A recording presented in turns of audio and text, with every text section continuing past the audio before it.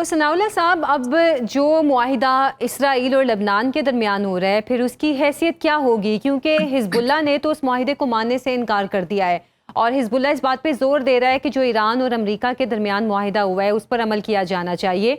तो फिर उस मुआहिदे की क्या हैसियत होगी? क्या हिजबुल्लाह इसी तरह अपनी कार्रवाइयाँ जारी रखेगा और ईरान इसी तरह हिजबुल्लाह की मदद करते रहेगा? बेसिकली उसकी कोई अहमियत नहीं है। I am sorry to say that. उस मुआहिदे की और मैं एक खासी कन्विक्शन के साथ कहूंगा, क्योंकि ये डबल गेम है, डुप्लीकेट रोल है ना अदा वहां हो रहा है। और ये डिप्लोमेसी भी कह सकते हैं आप, उसका एक बयानिक रुख है और क्लेवर मूव भी कह सकते हैं आप इसको। क्योंकि हिजबुल्लाह की जो बात हो रही थी वो, आप जीसीसी डिक्लेरेशन की तरफ जाइए, वो ज्यादा डिस्कस पाकिस्तान में नहीं हुआ। वो बहुत खतरनाक है। अच्छा। और उसने खुल्लम ईरान के खिलाफ खासी बातें की हैं और वो जी जी स्टेटमेंट्स आई बिल्कुल। हैं हैं वो। और उससे पता ये चलता है जीसीसी के सारे कंट्री एक साइड पे खड़े हो गए और ईरान अकेला रह गया। हालांकि ईरान ने भी कॉन्फिडेंस लेने के लिए, इन्फॉर्म करने के लिए, ब्रीफ देने के लिए टर्की से पाकिस्तान को तो मैं खुद आए थे प्रेसिडेंट साहब, ओमान और सऊदी अरेबिया, कतर और ये कुवैत, ये सारी और इजिप्ट से भी बातचीत की। लेकिन अब लगता है कि वो सूरत हाल है ना थोड़ी सी बदल गई है। वो इसकी वजह ये है कि डबल गेम करने की कोशिश कर रहा है ईरान। ईरान अगर एग्री कर गया था, अभी फ्रेमवर्क एग्रीमेंट हुआ था, एमओयू है, एमओयू में बहुत सारी चीजें दोनों साइड पे एग्री हुई, कन्फ्लिक्टिंग व्यूज जरूर हैं, लेकिन उनको बैठ के सीरियसली हल करने की जरूरत है। अब अगर आप ना नॉन स्टेट एक्टर्स का वो उस ग्रुप को छोड़ने के लिए और उसको डिसआर्म करने के हक में नहीं है, जिसमें लेबनान की अपनी हुकूमत ने उनको डिसआर्म करने का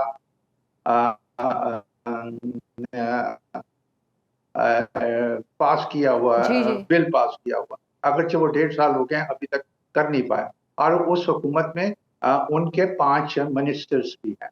अब जो चीज वहां पर ना वाशिंगटन में सालसी बना है अमेरिका, मैंने पहले जैसे कहा उसकी कोई हैसियत नहीं है, क्योंकि उसको मानेगा नहीं हिजबुल्लाह, और हिजबुल्लाह कोई चीज अपनी अपनी तरफ से नहीं करता।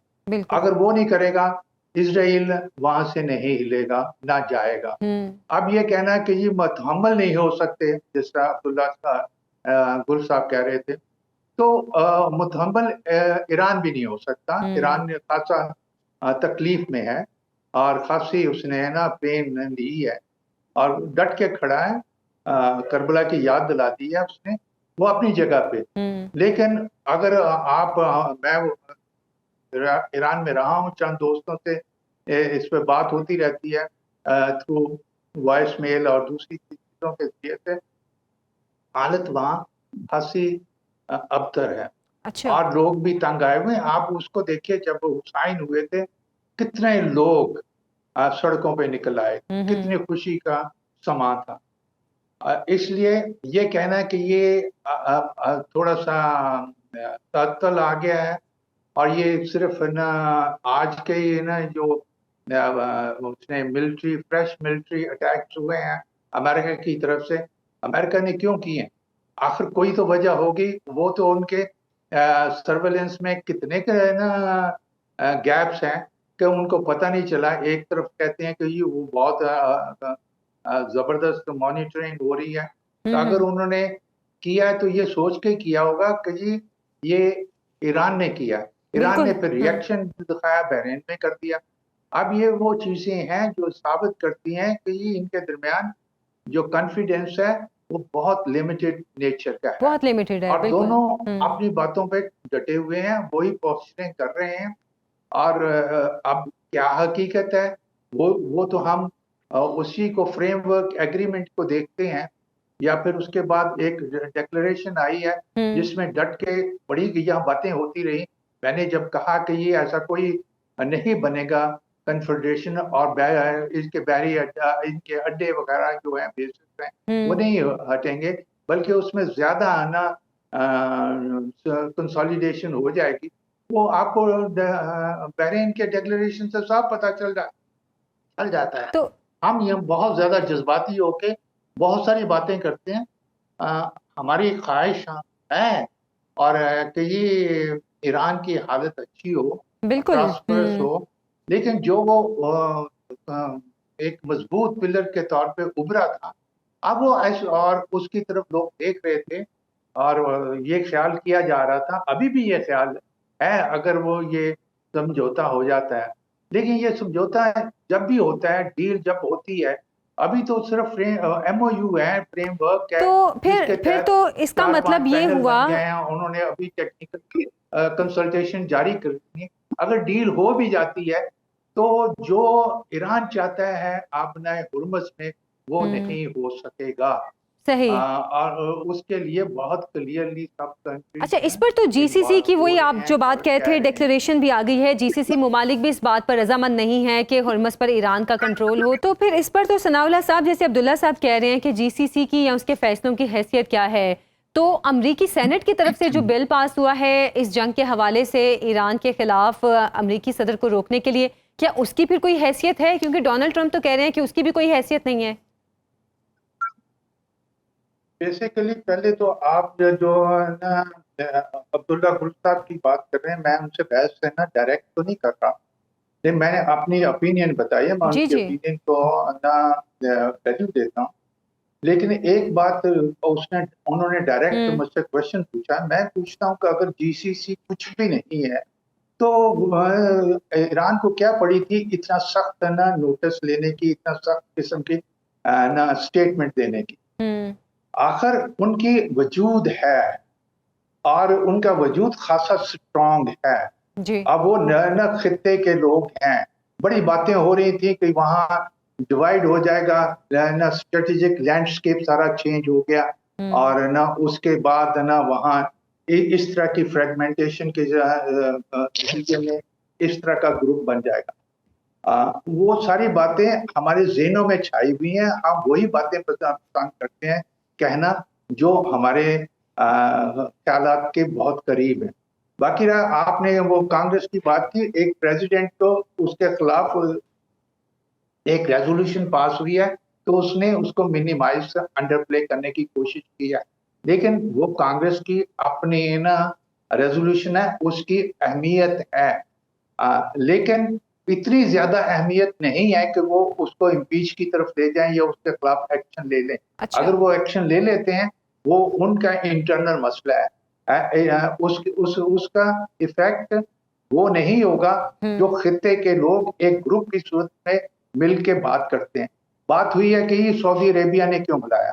सऊदी अरेबिया भी तो वहीं बैठा हुआ था जीसीसी में, या तो कहें कि नहीं बैठा हुआ था, ओमान भी तो वहीं बैठा हुआ था, जबकि ओमान और ईरान ने मिलकर बात की थी आपने कैसे है ना नेविगेशन को मैनेज करना है, और वो अथॉरिटी की बातचीत हो रही थी। ये सारी बातें हैं ऐसी जिसकी वजह से मैंने पहले कहा कि या तो ये डिप्लोमेसी अभी चल रही है, प्रोसेसिंग चल रही है, और अपनी अपनी पोजीशनिंग बदल के उसको इम्प्रूव करने की कोशिश हो रही है।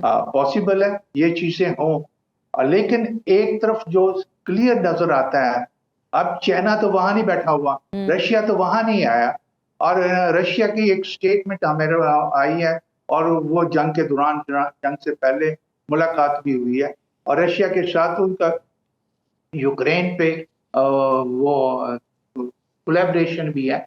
ईरान और जो चाइना है वो अलाइज नहीं है, फ्रेंडली कंट्रीज हैं, जी। और जब वॉर की सूरत में चाइना कभी किसी की मदद नहीं करता, वो अपने अलाइज के साथ तो खड़ा होता है। चाइना का ईरान के साथ अलाइज वाला रिलेशनशिप नहीं है, जरूर मदद की होगी, लेकिन वो इंटेलिजेंस शेयरिंग होगी और ना इससे रिलेटेड चीजें होंगी। लेकिन ये कहना है कि उन्होंने वेपन दे दिए हैं, ये कर दिया, वो कर दिया, और उसकी वजह से ये दोबारा से है ना हो गए मजबूत हो जाएंगे, और इसलिए ईरान को परवाह नहीं होगी। मेरा ख्याल है कि ये बहुत बड़ी खुशफहमी होगी। ईरान को जो है मजबूत है अपने कुछ ना कुछ सहारे उसके, और कुछ ना कुछ स्टॉक फाइल्स उसने महफूज रखे होंगे, जो जिसका उसने आज भी जब अटैक किया तो जाहिर है उसमें आए, और उन्होंने स्टेबलाइज भी कर दिए होंगे अपने डैमेजेस वगैरह। उनकी इंडस्ट्रियल लोकल ड्रोन्स की और मिसाइल की फैब्रिकेशन भी स्ट्रॉन्ग बेस होगा। मैं उसको चैलेंज ही नहीं करता क्योंकि मेरे पास कोई नॉलेज नहीं है, जी और मैं ऐसी कोई बात कहना नहीं चाहता जिसकी वजह से जो एयर से पे हो या मेरे ख्वाहिश के मुताबिक हो। पॉइंट ये है कि ये तत्ल जो अब आया है, ये स्ट्रेटेजिक पास नहीं है। स्ट्रेटेजिक पास तो वो है जो इंटेंशनली किया जाए, either of the two country से एक स्ट्रेटेजी की और ये पॉलिसी के तहत किया जाए। ये तो वॉर का अपना मोमेंटम है। अब वॉर जब स्टार्ट होती है उसके बाद उसको स्टार्ट करने वाला भी नहीं देखता वो किस तरफ का रुख लेती है, कहाँ रुकती है, कहाँ वो फैल जाती है पानी की तरह, किधर जहां बहाव उसका चलता है। बिल्कुल, उसको बिल्कुल। रोकना किसी के कंट्रोल में नहीं होता, अनलेस दोनों फ्रीक या उसमें मल्टीपल जो स्टेक होल्डर्स हैं वो बैठ के मेडिएट ना करें। अब ये कहा गया कि ओआईसी किधर थी, अरब लीग कहाँ थी, नेटो कहाँ था, कहने इससे मैं अख्ज़ कर रहा हूं कि चूंकि पाकिस्तान ने मेडिएशन की, इसलिए पाकिस्तान बहुत बड़ी कुव्वत बन गया। पाकिस्तान का को सेलेक्ट किया गया, पाकिस्तान को एक्सेप्ट किया गया एक खास वजह से। तो पाकिस्तान की उनके साथ भी रिलेशनशिप थी, ईरान के साथ भी और अमेरिका के साथ भी थी, और इसकी इन पैरेलल बहुत स्ट्रॉन्ग इक्वेशन थी चाइना के साथ, रशिया के साथ फ्रेंडली ताल्लुकात थे, और फिर गल्फ की थोड़ा बहुत अगर रंजिश थी वो यूएई के साथ थी, लेकिन उनको भी एतराज नहीं था। वरना ये सारा काम तो स्टार्ट हुआ था टर्की से और ओमान से, फिर कतर भी इन्वॉल्व था। पाकिस्तान ने इन सब लोगों के साथ मिलके ये सारा काम किया।